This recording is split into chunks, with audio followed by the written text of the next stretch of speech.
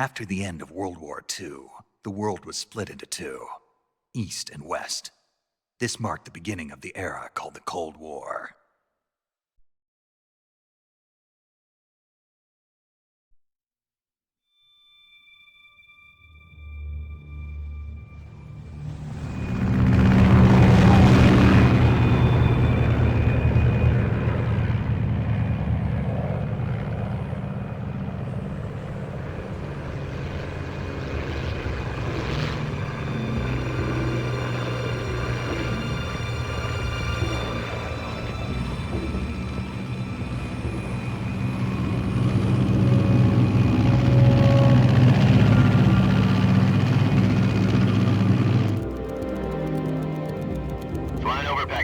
Altitude 30,000 feet.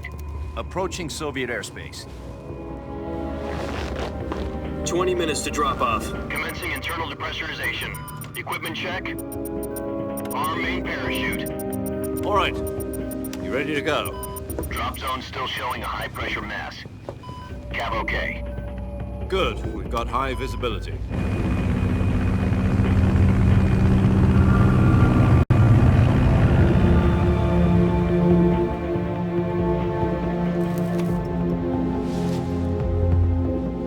Put out that cigar. Connecting oxygen hose to interior connector. Put on your mask.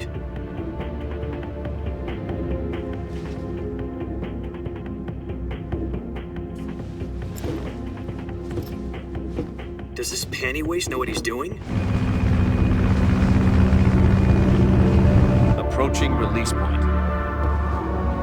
10 minutes to drop off. Hey, are you deaf? He said put out the cigar and put on your mask.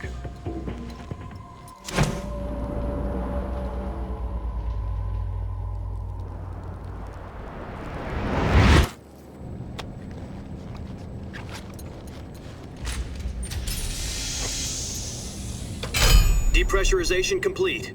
Checking oxygen supply. 6 minutes to drop off. Opening rear hatch.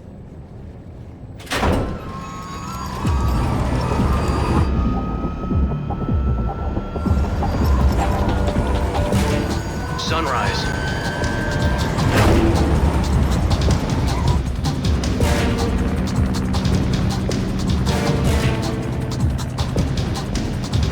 External temperature minus 46 degrees Celsius. 2 minutes to drop off. Stand up. You'll be falling at 130 miles per hour. Try not to get frostbite from the wind chill. 1 minute to drop off. Move to the rear. Activate bailout bottle. This is one for the history books. The world's first halo jump. 10 seconds to drop off. Stand by. Status okay. All green. Prepare for drop off. Countdown. 5, 4, 3, 2, 1. Spread your wings And fly. God be with you.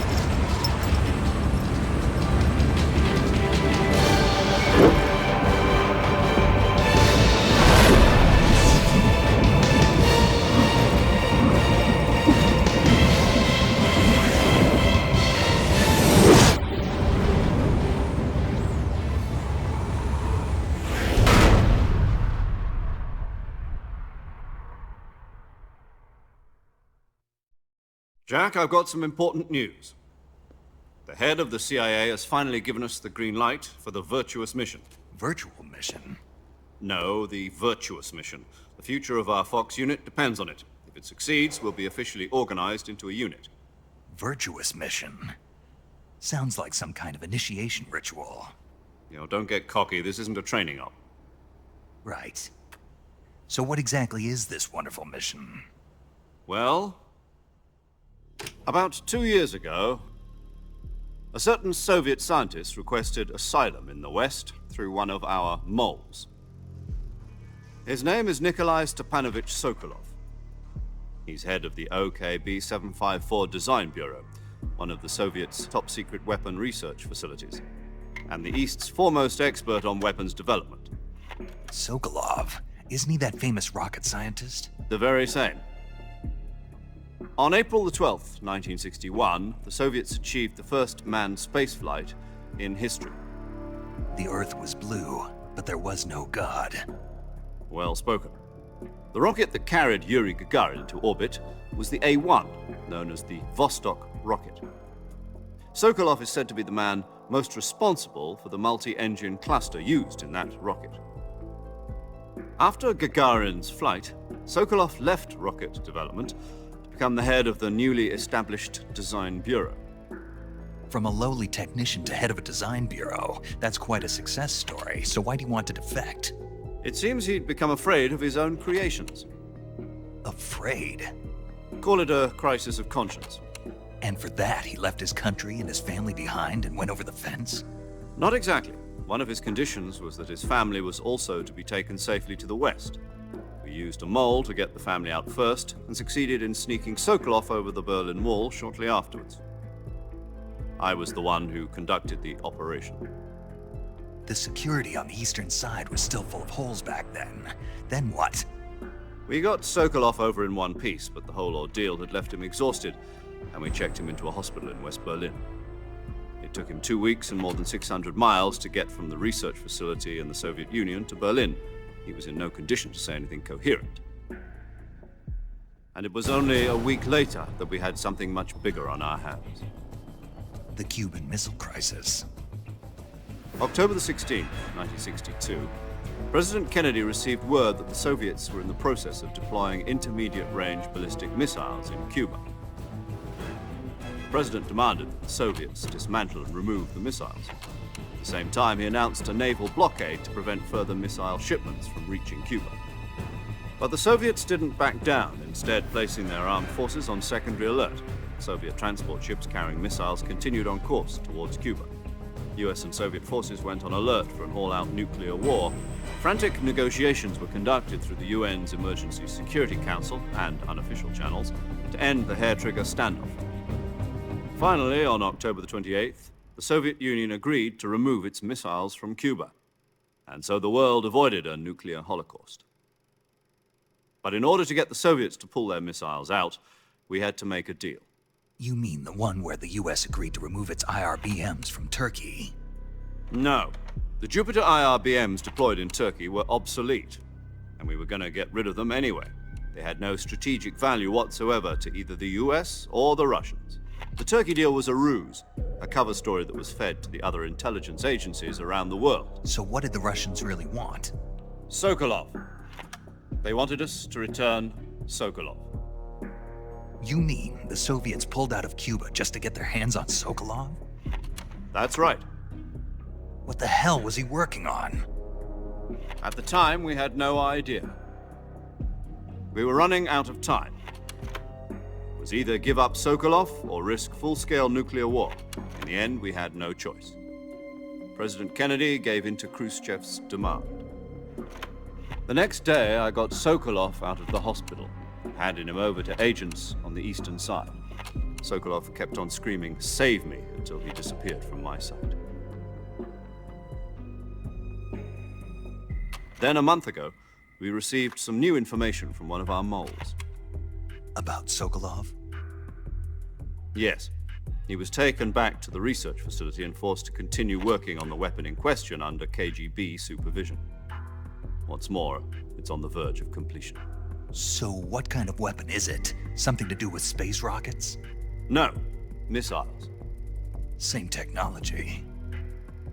I guess you're right. We don't know the details, but it appears to be a new kind of nuclear device. For half a year now, the Soviets have been conducting frequent nuclear tests at Semipalatinsk. Something to do with the weapon, I assume. We're talking about a secret weapon so big that Khrushchev was ready to pull out of Cuba to get it back. Is Sokolov still in the facility?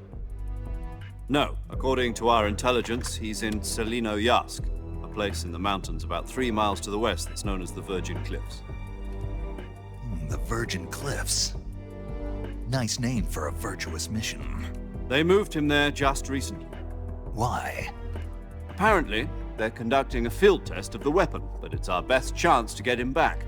This mission would never have been possible if he was still in the research facility. This is our last chance. Sokolov must have known that too when he contacted us.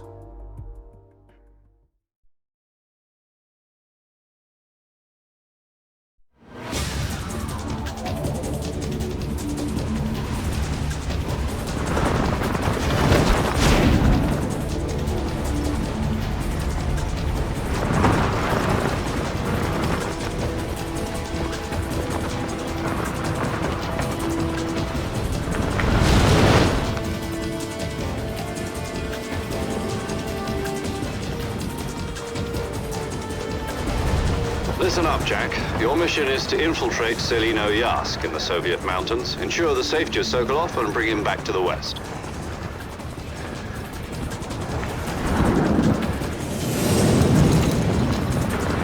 If we don't get Sokolov back before that weapon is complete, we'll be facing a major crisis. The clock is ticking.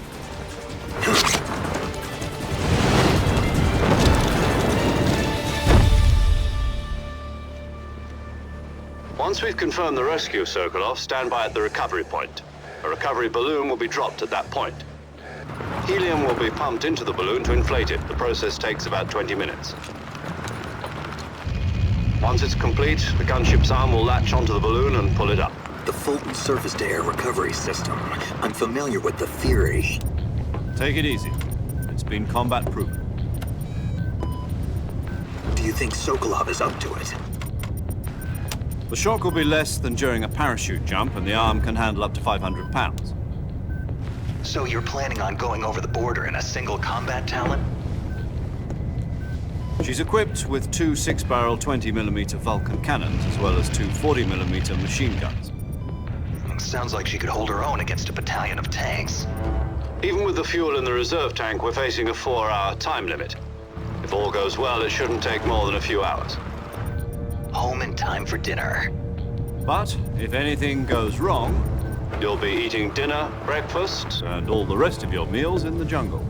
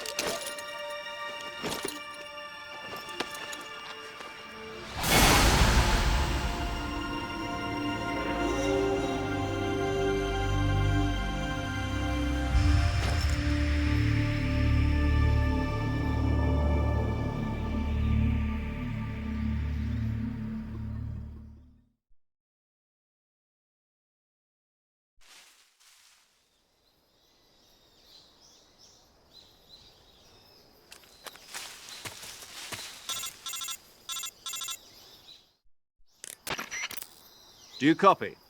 You're already in enemy territory, and somebody might be listening in. From here on out, we'll be using code names to refer to each other. Your code name for this mission will be Naked Snake. I'll be referring to you as Snake from now on. You're not to mention your real name. Snake? What, you don't like snakes? What do you mean? Well, you've eaten one before, haven't you? In survival training. I'm glad to hear that. I don't know if I'd ever order one in a restaurant, but... Be careful, you might not have a choice. What about you, Major? What should I call you? Let's see. I'll be Tom. Call me Major Tom. Oh, and Snake? Yeah. The crew isn't watching anymore. You can take off the disguise now. Good idea. This isn't right. Time for the snake to shed his skin.